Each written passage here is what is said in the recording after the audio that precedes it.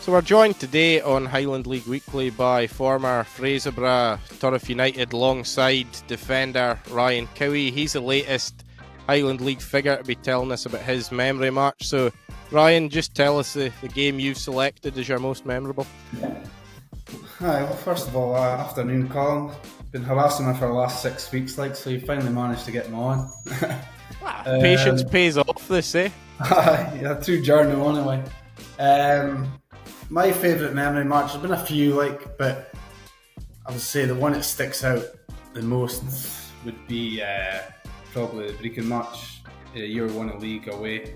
A few reasons why, to be fair. I think leading up to that game, there was a second outbreak with the pandemic, so they stopped away fans going down, which kind of set us back a bit. And then with a few guys with COVID, Kieran Simpson and Brian Hayes, our two centre halves were out. Baxter and then Sarah was actually had to isolate as well because of COVID, so kind of felt we're up against it a bit underdogs. And that was probably the season that Brecon, when Brecon first came down, they were seen as a scalp for all Highland League teams, So in terms of the game, couldn't have started off any worse.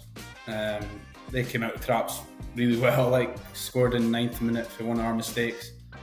And then they quickly scored a second and third after 20 minutes. So I think it was damage limitation at time, going through our heads. But we managed to weather that storm, and I think Paul Young actually won a header and scored. So that shows you how much a freak that match was. That Paul able to score it, make it 3-1.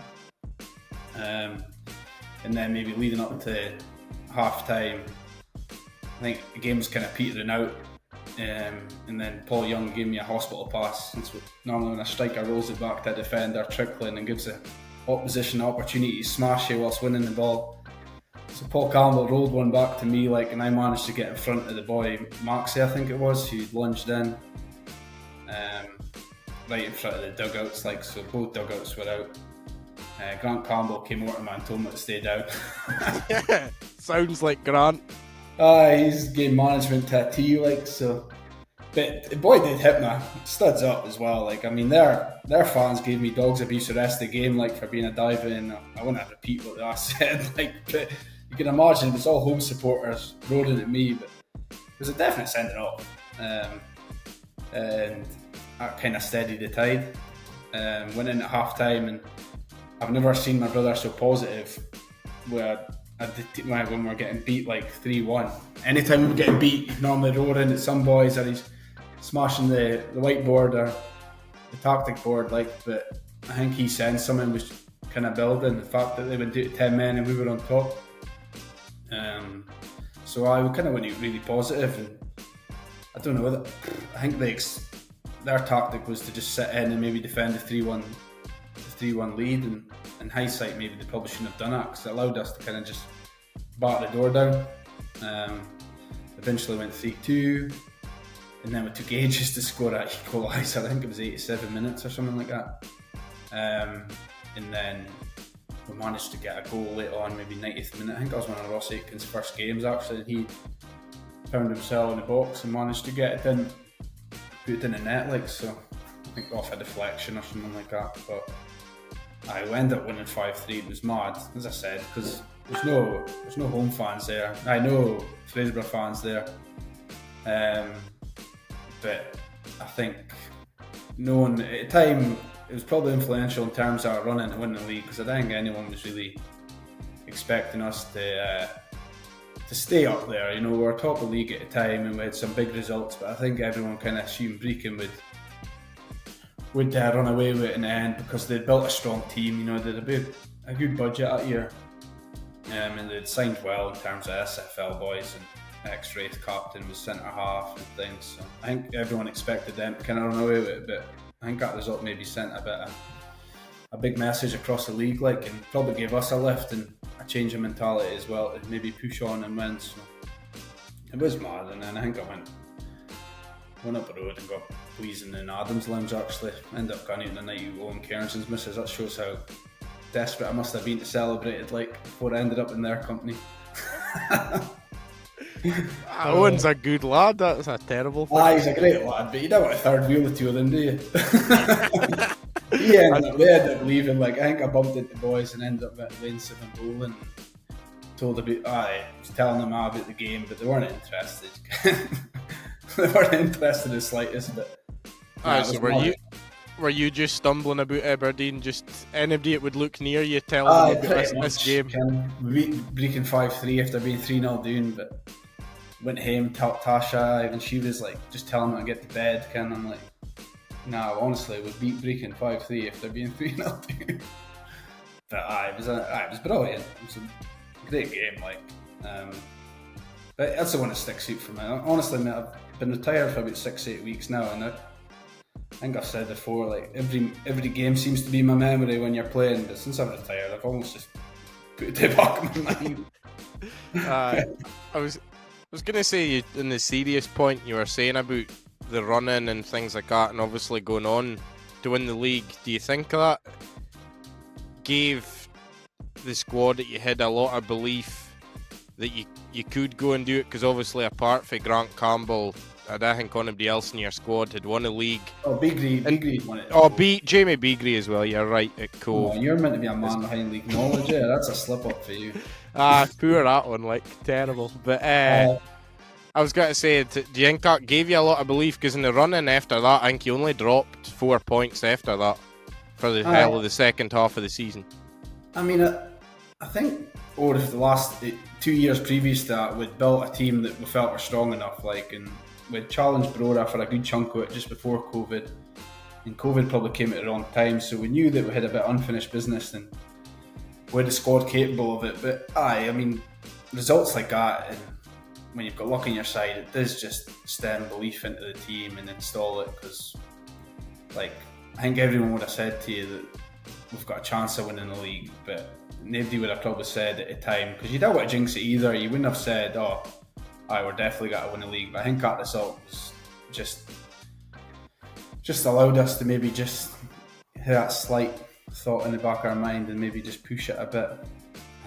As I said, because, like, I mean, obviously played a couple of seasons beyond that, and there's games where, you know, other end that, not that extreme when you're losing, if they're being 3-0 up or that, but games where luck is not on your side, and you kind of feel that over the course of a season you need them moments, like, so that was definitely one of them moments, like, for that year to win a league, definitely.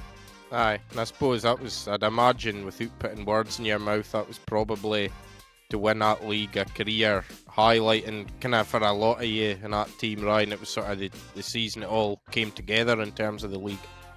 Big time, I would say. As I said to you, because, like, you could argue it was a journey over the last 5 years, maybe previous to that, when Mark was manager, where we're kind of like 5th or 6th, but where I was taking a scalp off of like Zakova, Brora, and then a year we managed to recruit a couple of good players, and we maybe came a position higher, and again, so there was always that steady improvement. So it is almost like you're reaching the pinnacle in a way, like, so I would say that was probably, you're probably right in that regard, like. Well, it's not often I'm right, so take that as a compliment. But just lastly, Ryan, because you obviously had a long career in Fitba before retiring earlier this year, was there any other games or anything else that maybe stood out to you when it came to picking a game?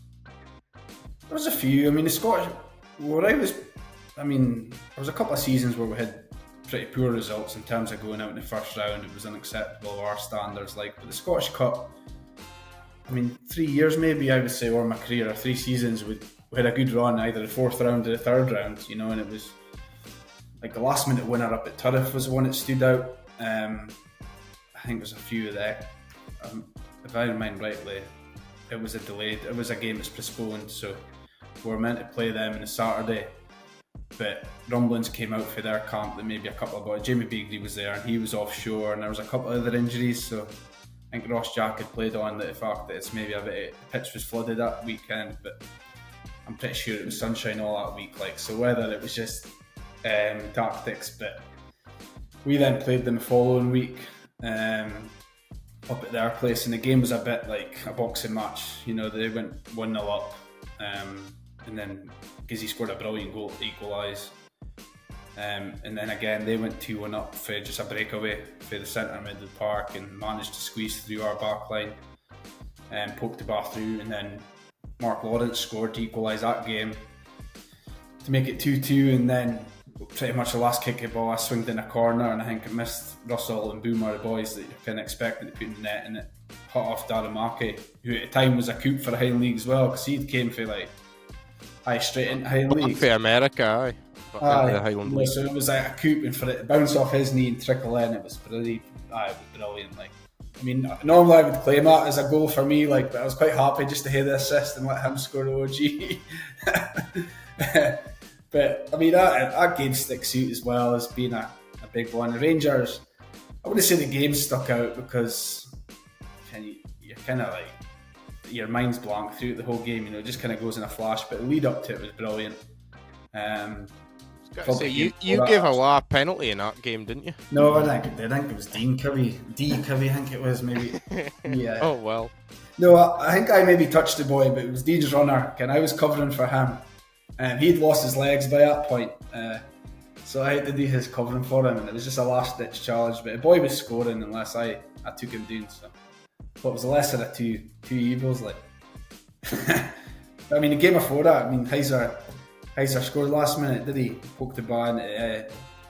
Again, Spartans probably dominated large chunks of that game leading up to it, but we came into the second half and then Scottish Cup romance, scored a last minute goal, and then luck was on our side. We got Rangers next round. So the Scottish Cup ones always stand out, probably because they're on YouTube as well, and every so often I'll go on and maybe scroll from time to time. But I've had loads, mate. Scottish Cup finals have been good as well, but a lot of good Highland League games, I've been pretty blessed, Aye. Well, I was going to say, before I interrupted you, in terms of that, because sure folk be keen to hear it, in terms of that hell build-up to the Rangers game, fit was it like?